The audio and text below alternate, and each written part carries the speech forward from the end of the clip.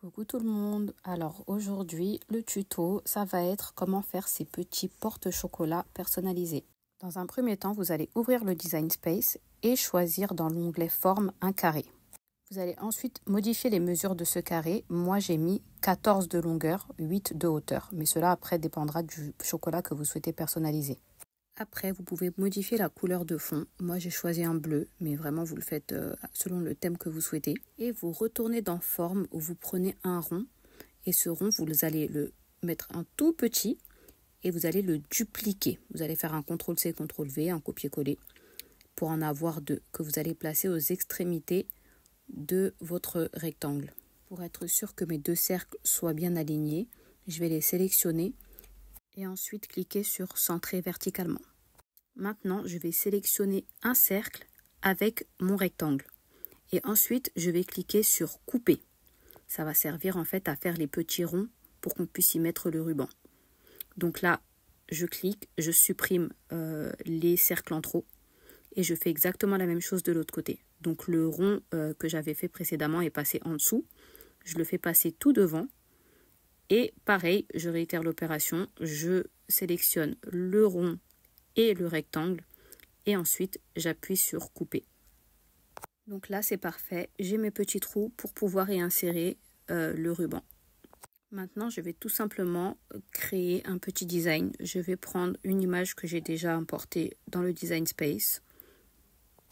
Là je vais réduire la taille des images et je vais pouvoir y insérer une zone de texte également si je le souhaite. Donc j'insère une zone de texte, je tape mon texte, je modifie la police si elle ne me plaît pas. Je peux également modifier la couleur du texte. Voilà, je place mes éléments de manière à ce que ce soit assez joli.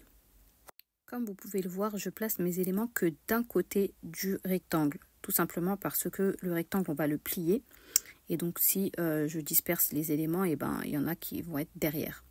Donc là, je vais créer un repère justement pour être sûr que ce soit bien centré sur mon rectangle. Donc pour créer ce repère, je vais juste prendre une forme et cette forme en largeur, je vais la mettre aux dimensions de la moitié de mon rectangle. C'est-à-dire en longueur, mon rectangle il faisait 14. Donc là, mon repère va être de 7 cm de longueur. D'accord? Donc la partie où il y a le carré noir, ce sera la partie de derrière mon rectangle. Donc bien sûr, quand on a fini, on supprime le repère. Sinon, on va l'imprimer avec. Là, c'est la partie la plus importante. Vous allez devoir sélectionner tous vos éléments et cliquer en bas à droite sur aplatir. Quand vous avez aplati, vous allez tout simplement cliquer en haut sur créer et ça va vous donner un aperçu de votre impression. D'accord? Donc, si vous souhaitez en faire plusieurs, vous pouvez très bien cliquer sur exemplaire du projet, en mettre 3, 4, 5, voilà, vous mettez le nombre que vous souhaitez et l'envoyer à la découpe. Donc là, c'était pour vous montrer un exemple. Je remets un seul exemplaire. Je clique sur appliquer et continuer. Il me demande de sélectionner ma maker et d'envoyer à l'impression mon design. Étape importante, arrivé à ce niveau-là, il faut absolument décocher le fond perdu. On clique sur le bouton imprimer et c'est bon. Deuxième étape, il faut choisir le matériau qu'on découpe. Alors moi, j'ai tout simplement imprimé sur du papier photo ou glossy de chez Action. Donc c'est le matériel que j'ai choisi pour la découpe. Donc là, j'ai posé ma feuille sur mon tapis et j'ai envoyé à la découpe avec ma petite Cricut. Voilà le résultat. Il m'a fait une découpe parfaite. Il n'y a plus qu'à enlever le surplus et récupérer mon design. Et là, je pense que vous commencez à comprendre l'utilité du repère.